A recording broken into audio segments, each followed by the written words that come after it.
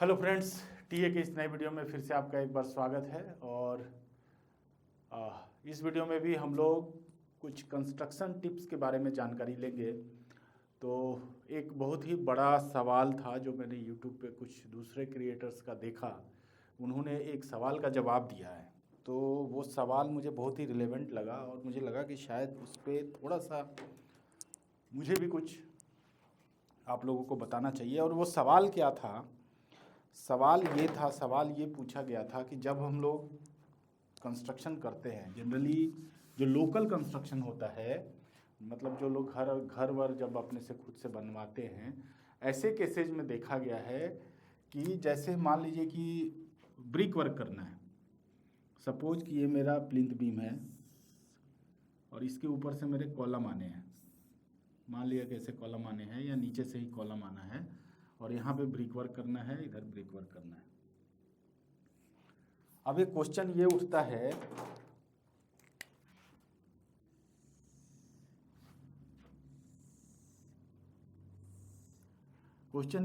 है कि पहले हम कॉलम को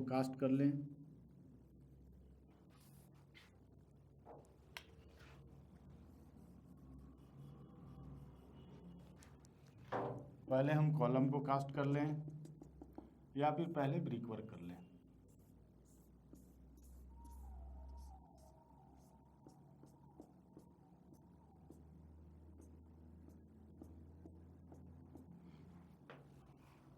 देखिए, इसका उत्तर जो है इतना आसान उत्तर नहीं है और इतना एक लाइन में उत्तर देने वाला नहीं है। इसका उत्तर थोड़ा सा डिस्क्रिप्टिव उत्तर हो। मैं थोड़ा सा पिक्चर थोड़ा बना लूँ ताकि आपको समझाने में आसान रहेगा।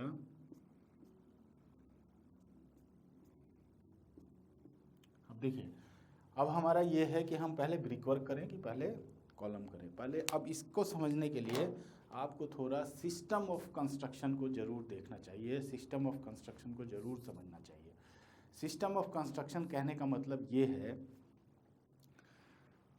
कि किस सिस्टम में आप अपना घर बना रहे हैं। दो तरह का भी जो जनरल जो कंस्ट्रक्शन होता है उसमें दो तरीके होते हैं कंस्ट्रक्शन करने का। पहला होता है फ्रेम स्ट्रक्चर।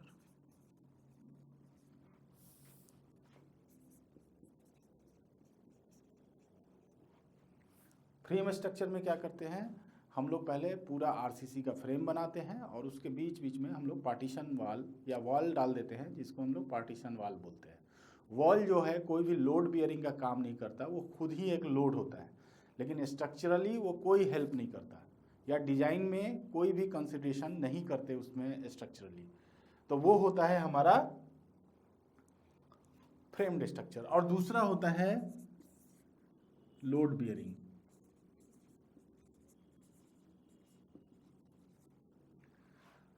ऐसा स्ट्रक्चर जिसमें ब्रिक वर्क जो है लोड बियर करता है और लोड जो है सीधे ग्राउंड को ट्रांसफर करता है। अब एक्चुअली ये कहने का मतलब क्या है, फ्रेम स्ट्रक्चर और वॉल लोड बियरिंग स्ट्रक्चर। जैसे मान लीजिए कि हमारा ये फ्रेम स्ट्रक्चर है, हमने 1 स्टोरी का ही सपोज करिए कि ये मेरा 1 स्टोरी का फ्रेम स्ट्रक्चर है।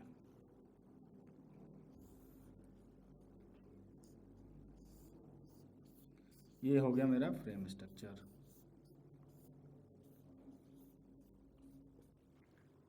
और ये मेरा बीम हो गया, रूफ बीम, उसके ऊपर हमने छत कास्ट कर दिया। ये मेरा फ्रेम स्ट्रक्चर है। अब क्या होगा कि जो भी लोड्स इसके ऊपर आएंगे वो लोड कैसे जाएंगे ग्राउंड में? ये लोड जो है कॉलम के थ्रू, है ना, कॉलम के थ्रू ये फाउंडेशन में चले जाएंगे। ये लोड का पाथ होगा और बीच में जब हमें ज़रूरत होगा अगर, तो हम इसमें क्या करेंगे कि ब्रिक वर्क कर देंगे इसके बीच में। तो ये है हमारा फ्रेम स्ट्रक्चर का कॉन्सेप्ट।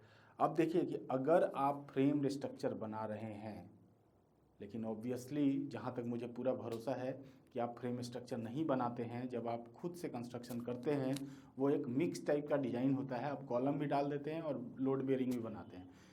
तो ऐसे जो कंस्ट्रक्शन है, एक तो ये रिकमेंडेड नहीं है कि आप ऐसा कंस्ट्रक्शन करें।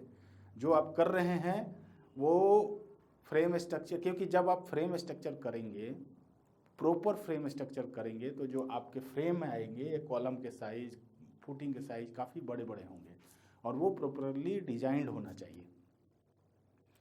लेकिन जो हमारे नॉर्मल कंस्ट्रक्शन का जो प्रैक्टिस है, जो विदाउट इंजीनियरिंग हेल्प के होता है, वो थोड़ा सा मिक्स टाइप का होता है। जो मैंने देखा है उसमें करते क्या है कि कॉलम भी आप डाल देते हो, उसके बाद ब्रिक भी डाल देते हो, कॉलम और ब्रिक साथ में उठा रहे हो।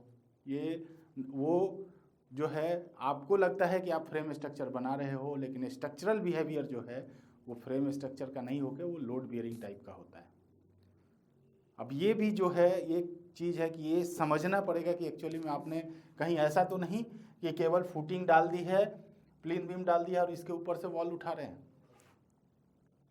अगर आप ये ऐसा कर रहे हैं तो ये बहुत बड़ा मिस्टेक है, बहुत बड़ा कंस्ट्रक्शन मिस्टेक है।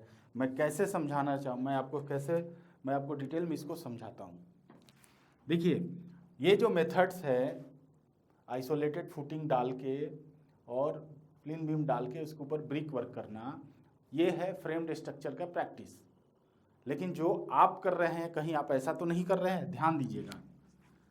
ये मैं सिंपल स्ट्रक्चर बनाता हूँ, ये मेरा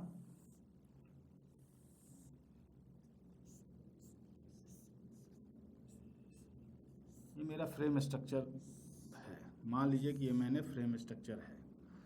अब अगर ये फ्रेम स्ट्रक्चर है और मैंने क्या किया कि यहाँ पे ब्रिक वर्क कर दिया, पहले ब्रिक वर्क कर दिया, बाद में कॉलम कास्ट किया, फिर उसके बाद में ये वाला बीम कास्ट किया, फिर इसके बाद फिर ये पहले देखो कंस्ट्रक्शन सीक्वेंस अगर ऐसा आपने किया, ये पहले फुटिंग किया, फिर ये बीम किया, फिर इसके ऊपर ब्रिक किया, फिर इसके ऊपर बीम किया। पहले मैं बोल देता हूँ ये हो गया 1 नंबर, इसको 2 नंबर, ये बीम 3 नंबर, फिर उसके बाद आपने फिर से ब्रिक वर्क कर दिया 4 नंबर, फिर आपने ऊपर से स्लैब डाला 5 नंबर। अगर ये कंस्ट्रक्शन सीक्वेंस है तो ये बहुत गलत है। अगर ऐसा कर रहे हैं तो बिल्कुल ऐसा मत करिए। क्यों ऐसा मत करिए? देखिए, अगर आपने फ्रेम स्ट्रक्चर बनाने की सोच रहे हैं तो प्लीज़ इंजीनियरिंग हेल्प लीजिए। खुद से फ्रेम स्ट्रक्चर मत बनाइए, क्योंकि खुद से आप फ्रेम स्ट्रक्चर सही नहीं बना पाएंगे। तो इसमें क्या दिक्कत है, फ्रेम स्ट्रक्चर जो डिज़ाइन होता है उसमें जैसे ये वाला बीम है सिर्फ इतना दूर के वॉल का लोड लेने के लिए डिजाइन होता है, ये वाला बीम है सिर्फ इतना दूर के वॉल का लोड लेने के लिए डिजाइन होता है। फिर इसके ऊपर जो लोड आता है वो कैसे जाएगा, इसके ऊपर जो लोड आएगा वो इस बीम के थ्रू कॉलम में जाएगा, ये वाला लोड बीम के थ्रू कॉलम में जाएगा, ये वाला लोड बीम के थ्रू कॉलम में जाएगा। तो ये बीम इतना, अब जो आपने कंस्ट्रक्शन सीक्वेंस यूज किया उससे क्या हुआ, इसका लोड भी इस बीम पे, अब इसका लोड जो है इसके थ्रू ट्रांसफ़र होगा, इसका लोड भी इसके थ्रू ट्रांसफ़र होगा। तो इस बीम पे कितना लोड आ गया, इस बीम पे इसका भी लोड आ गया, इसका भी लोड आ गया, ऊपर का भी लोड आ गया। तो ये बीम जो है आपका कंस्ट्रक्शन के टाइम में अगर नहीं फेल हुआ तो किसी भी हजार्ड्स के टाइम में ज़रूर फेल हो जाएगा और टोटल कोलैप्स हो सकता है।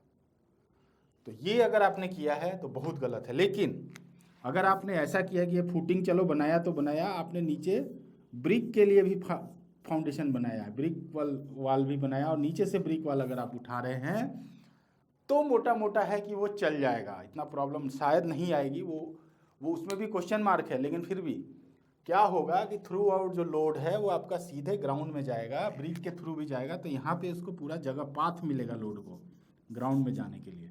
तो इससे क्या होगा कि स्ट्रक्चर स्टेबल हो सकता है, पहले वाले से वो बेटर तरीका हो सकता है। तो देखिए, क्वेश्चन ये था कि हमें ये साथ में कास्ट करना चाहिए कि नहीं करना चाहिए। सबसे पहले अगर आप लोड बेयरिंग स्ट्रक्चर बना रहे हैं तो ये वर्टिकल कॉलम देने का कोई फ़ायदा नहीं है, स्ट्रक्चरली नो बेनिफिट। तो अगर आप दे भी रहे हैं तो उसको आप साथ में बनाइए, बाद में बनाइए, पहले बनाइए, डजेंट मैटर। जिसका कोई फ़ायदा ही नहीं है देने का उसको बाद में बनाइए चाहे पहले बनाइए, क्या फ़र्क पड़ता है? कोई फ़र्क नहीं पड़ता, क्योंकि सारे लोड जो हैं इसके ऊपर के रूफ के जो लोड आएगा वो तो वॉल के थ्रू अंदर जाएगा, कॉलम के थ्रू भी जाएगा, वॉल के थ्रू आप वो कॉलम दें ना दें कोई फ़र्क नहीं पड़ता है। लेकिन अगर आपका फ्रेम्ड स्ट्रक्चर है तो ऑलवेज ध्यान रखिए ब्रिक वर्क बाद में करिए, ब्रिक वर्क सबसे बाद में करिए, पहले आरसीसी का काम करिए, ब्रिक वर्क बाद में करिए। एक बार और थोड़ा सा मैं इस पर प्रकाश डाल देता हूँ, ब्रिक वर्क बाद में करने से क्या बेनिफिट होगा और कैसे लोड पाथ बनेगा वो भी एक बार समझ लीजिए। देखिए, ये जैसे हमारा फ्रेम स्ट्रक्चर हमने बनाया, पहले हमने आरसीसी का काम कर लिया। अब हमारा मान लो ये तो मेरा ग्राउंड के नीचे चला गया, ये मेरा प्लिंथ बीम है। यहाँ पे अब मैंने क्या किया कि ब्रिक वर्क किया। तो जब मैं अब ये ब्रिक वर्क करूँगा तो ये जो ब्रिक वर्क होगा इसमें जस्ट अपरेंटली टच होगा, है ना, इसके लोड को इसमें ट्रांसफ़र नहीं करेगा। उसी तरह इसके ऊपर जो मैं ब्रिक वर्क करूँगा वो लोड जो है ये बीम लेगा और बीम इसको कॉलम में ट्रांसफ़र करेगा। ये बीम जो है इस नीचे ब्रिक को ट्रांसफ़र नहीं करेगा क्योंकि ये दोनों मोनोलिथिक नहीं है। तो क्या होगा, जो फ्रेम स्ट्रक्चर का जो फंक्शन है वो प्रॉपरली वर्क करेगा और आपकी बिल्डिंग सुरक्षित रहेगी। तो मुझे पूरी तरह अब समझ में आ गया होगा कि जिन्होंने भी ये वीडियो देखा अब इसमें कभी कंफ्यूज नहीं होंगे। आपको पता है कि अगर आपने फ्रेम स्ट्रक्चर बनाया है तो आप साथ में कास्ट मत करिए, पहले कॉलम कास्ट करिए, स्लैब कास्ट करिए, सारे कास्टिंग पहले करिए, ब्रिक वाला काम बाद में होगा। और अगर आपने लोड बेयरिंग वाला काम या मिक्स वाला भी चलिए अगर आप कर रहे हैं, मिक्स वाले का कोई मतलब नहीं है जो आप कॉलम खड़े करते हैं, हाँ, लेकिन अब जब लोड बेयरिंग कर रहे हैं उसमें क्या ज़रूरी है आरसीसी का वो मैं बताता हूँ। लेकिन चलो अगर आपने ये कर भी दिया है तो अब बाद में बनाओ, पहले बनाओ, डजेंट मैटर, क्योंकि ये लोड बेयरिंग है, लोड हर जगह से ट्रांसफ़र हो रहा है, इसलिए बॉन्ड बने ना बने डजेंट मैटर। लेकिन जब आप लोड बेयरिंग वॉल बनाते हैं तो हॉरिजेंटल बेंड्स का बहुत ज़रूरत होता है। जो आप लिंटल के ऊपर थ्रू आउट बीम देते हैं ना, उसकी बहुत रिक्वायरमेंट होती है, वो ज़रूर दिए। देखिए, अगर इंजीनियरिंग सलाह लेंगे मेरे से, अगर आप सलाह लेंगे तो मैं आपको बताऊंगा कि आप ब्रिक का अगर कंस्ट्रक्शन कर रहे हो तो आप पूरा नीचे से फाउंडेशन उठाओ। ये फाउंडेशन नीचे, जिसको स्ट्रिप फुटिंग कहते हैं, एक फाउंडेशन बनेगा आरसीसी का, इसके ऊपर से आपका ब्रिक वॉल बनेगा, बीच में कहीं डीपीसी लगेगी, उतना डिटेल में मैं नहीं जा रहा हूँ, ठीक है, बीच में डीपीसी लगेगी। उसके बाद लिंटल लेवल पे जो है लिंटन जो है चारों तरफ ये आरसीसी का होगा, वो पूरे थ्रू आउट उसको बांधने के लिए होगा। तो इसको बोलते हैं बैंड। ये बैंड का काम क्या होता है, बैंड का काम होता है जब भी कोई विंड आएगा या अर्थक्वेक आएगा उस समय ये बैंड जो है वो लैटरल फोर्सेस, क्योंकि जब अर्थक्वेक आता है नॉर्मली बिल्डिंग पे कौन सा फोर्सेज आते रहता है, वर्टिकल फोर्स, लेकिन जब कोई हजार्ड आता है, कोई अर्थक्वेक या विंड आता है तो उस पर होता है इम्पैक्ट होता है लैटरल फोर्सेस का। उन लैटरल फोर्सेस को इस पूरे ब्रिक मशीनरी को लैटरली स्टेबल होने में हेल्प करेगा। इसीलिए ये बैंड जब लिंटल लेवल पे चारों तरफ देते हैं ना, उसकी ज़रूरत होती है। ये वर्टिकली दें ना दें डजेंट मैटर, इसका कोई खास फर्क है नहीं। लेकिन अगर आप दे रहे हैं तो उससे नुकसान भी नहीं है, क्योंकि आप ब्रिक अगर वो नहीं देते तो उसकी जगह ब्रिक होता, तो ब्रिक से अच्छा मटेरियल अगर आप लगा रहे हैं तो लगा दीजिए, लेकिन स्ट्रक्चरली कोई हेल्प वो करता नहीं है कोई खास। तो ये कॉन्सेप्ट है, ब्रिक बनाए, वॉल बनाए या कॉलम बनाए। तो जनरली जो नॉर्मली अनमॉनिटर्ड काम जो होते हैं, मेरे ख्याल से जो मेरी समझ है वो नीचे से ही सारा फाउंडेशन उठता है।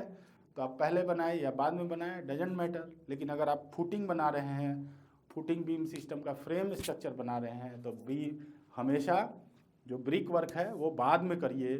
और सबसे बेहतर तो ये होगा कि आप ब्रिक वर्क ऊपर से करके नीचे आइए, वो सबसे बेहतर प्रैक्टिस है। अदरवाइज जब ब्रिक वर्क आप करिए तो ऊपर में थोड़ा सा गैप छोड़ के उसको बंद कर दीजिए। उससे क्या होगा कि मैंने थोड़ा गैप का मतलब क्या होता है, ऐसा नहीं कि 5-10 mm का गैप बोल रहा हूँ, मतलब उसको ईंट को सटा के आप ऊपर से प्लास्टर कर दीजिए, उसको बीच में पूरा जाम करने की ज़रूरत नहीं है, ताकि थोड़ा बहुत जो डिफ्लेक्शन हो उसके लिए उसको जगह मिल जाए। तो बस इतना ही इस वीडियो में। मुझे पूरी उम्मीद है ये वीडियो बहुत ही आपके लिए ज़रूरी रहा होगा, जितने इंजीनियर्स भी देख रहे हो और जितने कंस्ट्रक्शन करवा रहे हैं अपने घर का, तो इन बातों का ध्यान रखेंगे। किसी भी तरह का कोई सुझाव चाहिए, कोई सलाह चाहिए, कमेंट बॉक्स में लिखिए। अगर आपको मेरे से बात भी करना है तो भी आप लिखिए, मैं आपको बताऊंगा कि मेरे से कैसे कांटेक्ट किया जा सकता है। इस वीडियो में इतना ही, मिलते हैं ऐसे ही किसी फ्रूटफुल वीडियो में, तब तक के लिए बाय बाय।